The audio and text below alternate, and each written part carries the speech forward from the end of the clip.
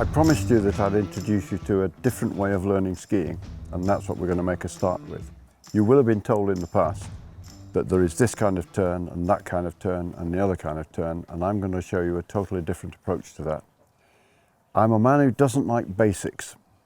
The reason I don't like basics is because people say, yeah, I sort of went back to basics. The implication being that there are certain basics that you kind of get. You've got to get them behind you. It's all miserable. But once you've got the basics behind you, you can get on with the skiing and do the proper stuff.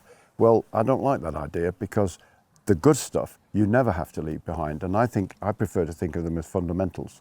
So the world champion slalom skier uses exactly the same fundamentals that I use. He just does them a heck of a sight better than I do. So there's nothing that we want to put behind us. And you remember last night I was saying that the most fundamental is the posture, the stance that we adopt. And that's affected by a whole number of things, and we'll be doing it when we get on our skis. But some things limit it, and one of the things that limits it is boots. Most people rent or buy boots that are too stiff for them, and when they put them on, they do them up absolutely as tightly as they can, because that gives them a feeling of security. Actually, it doesn't. It does the opposite. It will lead them. One of the things we're going to need to do most is that. We need to be able to flex our ankles. Now, as you know, boots have got a number of buckles on them, and they've got a thing called a power strap at the top, a Velcro strap you pull tight. What folk do is push their calves back into the back of the boot as much as they can, and then they crank up the power strap, so that in the end, their ankles are making a right angle. And there's no way that they can make that right angle go forward. You can't get the shin to go forward. Well, you can see what that does. If you bend your knees, you're already sitting back. And so the most important thing is, well, of course, the most important thing with boots is to have them comfortable. But after that, the most important thing about boots is how well can you flex your ankles. I'll just show you, in my case, supposedly these are racing boots, but you can see that's pretty slack, and this is pretty slack, and I don't need them cranked up like mad in order to be stable.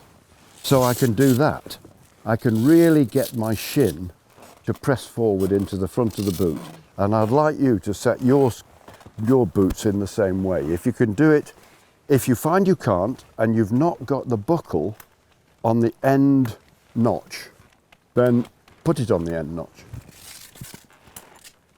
Because it's a dynamic business. Skiing's a dynamic business. It's not static. So we need to be able to flex and move about and be agile and responsive to what goes on. That's the plan. And we're not going to do turns. What we're going to do, and you'll be glad to hear this, what we're going to do is we are going to make very small movements of our various parts of our bodies. First of all, we establish some flow. Let the skis get going a little bit. Don't have to be fast. All we're going to do is make some very small movements. We're not going to turn the skis. We're just going to make a little tiny movement and then see what happens. And the good news is every single one of these tiny little movements that we need to make, we could make when we were 2 years old. It only involves things like flexing our ankle, flexing our knee, being able to flex at the waist, being able to lean our backs forward. It's nothing fantastically complicated. All of it is very, very simple. What makes it difficult to learn to become an excellent skier, because it's not easy, but it's perfectly possible. What makes it difficult is assembling all those little tiny movements like a sort of Lego set to build the scale of skiing that you want to have. And it's perfectly possible. Indeed, if you continue applying these simple techniques and aggregating them, not only is it possible, it's inevitable. You will be able to ski very, very well. Better than 90% of the skiers you see on the slopes.